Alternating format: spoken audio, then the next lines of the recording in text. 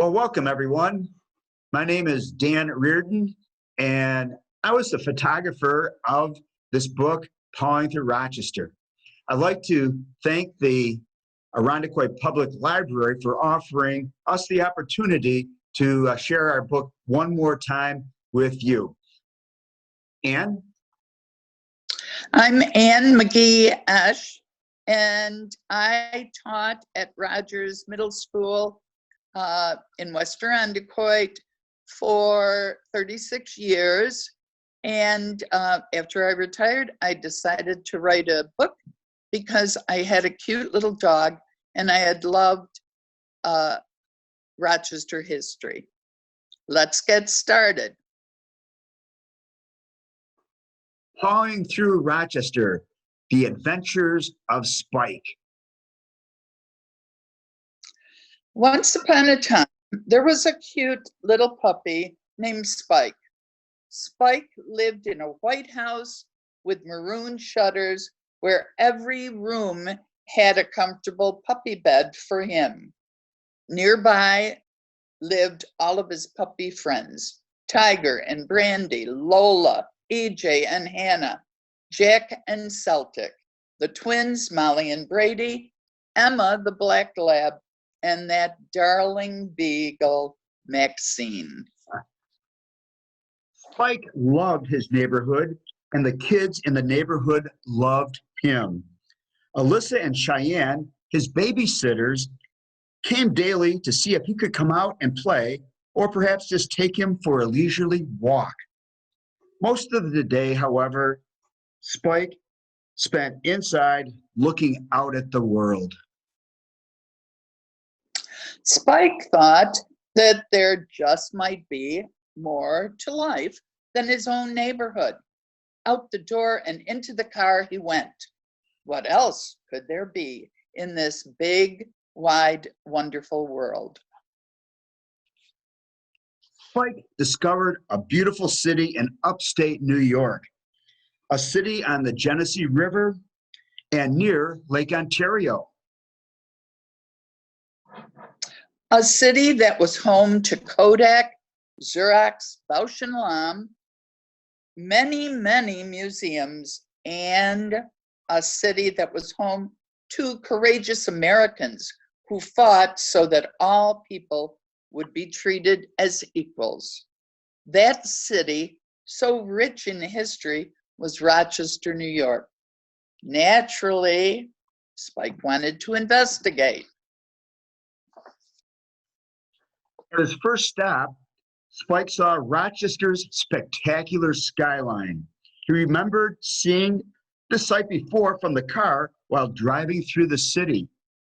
Rochester's skyline was different from any other because the Wings of Progress, the Statue of Mercury, and the first federal building, each had its own story. A famous feature of Rochester's skyline is the top of the Times Square building. The designs on the Wings of Progress appealed to Spike because he thought they looked like seashells.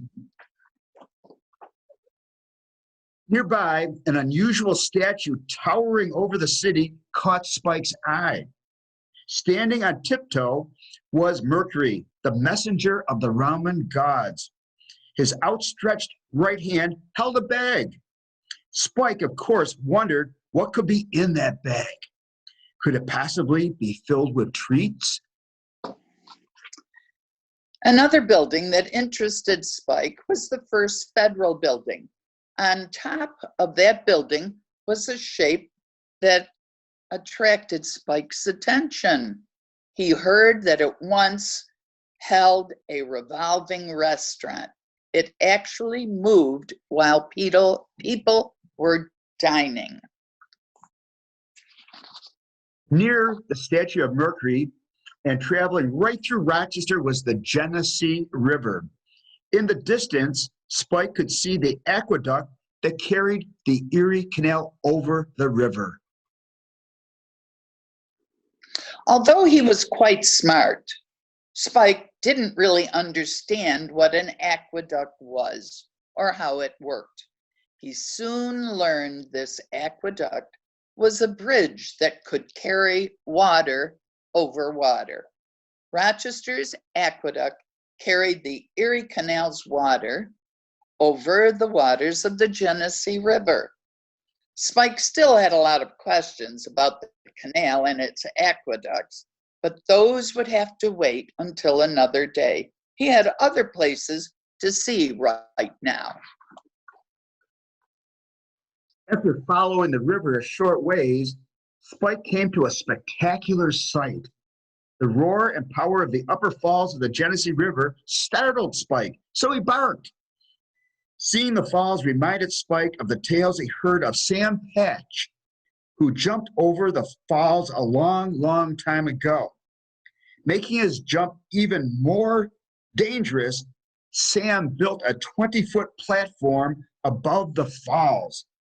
Lots of people watched as this daredevil climbed up the platform.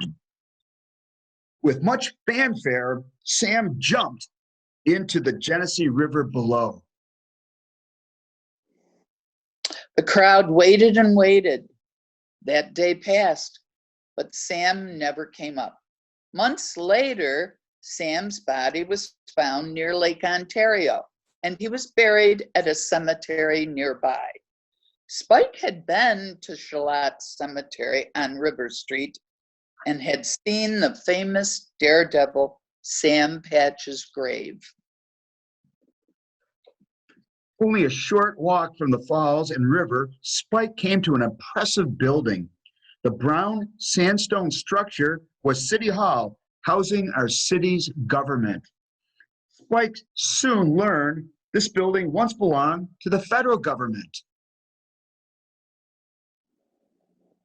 Spike was astonished to hear that this magnificent building was purchased by the city for only $1.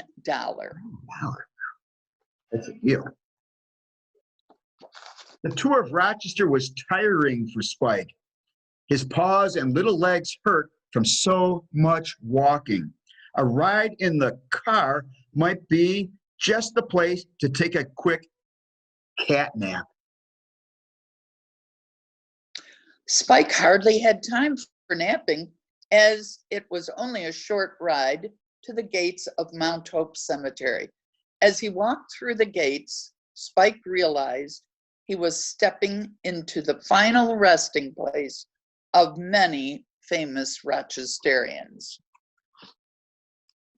Once inside Mount Hope Cemetery, Spike raced up a hill and quickly spotted the grave of Susan B. Anthony, who fought for women's rights to vote. Someone had placed a small American flag at the site. The stroll through Mount Hope Cemetery continued with a stop at the gravestone of another important person in our nation's history. After escaping from slavery himself, Frederick Douglass fought to do away with all slavery. He spent 25 years of his life here in Rochester working on that cause. The first person to throw a curveball, Richard Willis, was buried here, as well as the inventor of the first voting machine. The grave of Nathaniel Rochester, the founder of Rochester, was here, as well as Margaret Woodbury Strong's. Margaret's collections, including her collection of dolls, are housed at the Strong National Museum of Play. Spike enjoyed the history of the cemetery and loved relaxing here. He also loved romping around, sniffing all the pretty flowers. Spike knew that Susan B. Anthony's home, now a museum, wasn't too far away, and he wanted to see it. After all, Susan had been responsible for women getting the right to vote. Hopping into the car for another ride, he soon found himself in front of the red brick house.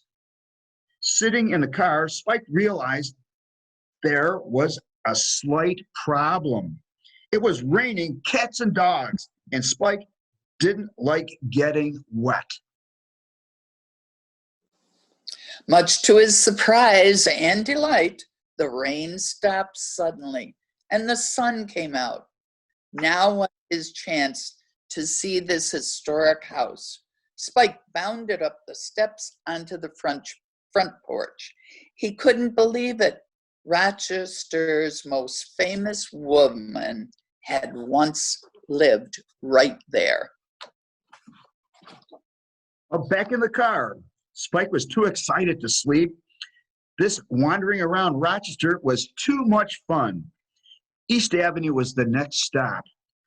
Spike could not believe his eyes when he saw a mansion with fancy columns and beautiful gardens.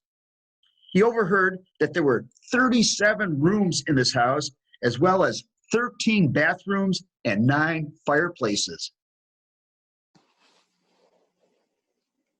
Spike learned that the man who had lived here and had this house built was George Eastman, the founder of Kodak. Mr. Eastman invented a camera which was easy to hold and easy to use. Spike was surprised to hear that some earlier cameras were as big as today's microwaves. Traveling further down East Avenue, the car stopped in front of another red house. This house seemed inviting, and Spike wondered if anyone lived there. Should he bark to get the attention of anyone inside? The stone Tolan House, Spike learned, was the oldest surviving home in Monroe County. Built in 1792, this pioneer farmhouse was, for a long time, one of the few homes for miles around. Nearby at that time were Native American trails. Those trails are now busy roads with lots of cars whizzing by. What an adventurous day it has been. Spike knew there was much more to see. He wanted to see the Powers Building, once the tallest building in Rochester, St. Luke's Church, now St. Luke, and St. Simon the Episcopal Church was the oldest church here, and he hadn't seen it. He hadn't seen Highland Park to smell the beautiful lilacs. There was still so much to see, and Spike wanted to see it all. Another day, perhaps. Spike headed home after one last breathtaking view of the city he had come to love. He enjoyed his day pawing through historic Rochester and looked forward to his next outing. He'd explore more of Rochester, that was for sure. Right now, he just needed a nap. The end of Spike's tale. Well, thank you for being with us as we read our story, Pawing Through Rochester. Spike is like any other dog. He likes his treats. He likes his toy bunny. He likes the kids and animals in the neighborhood, and he especially loves his mommy.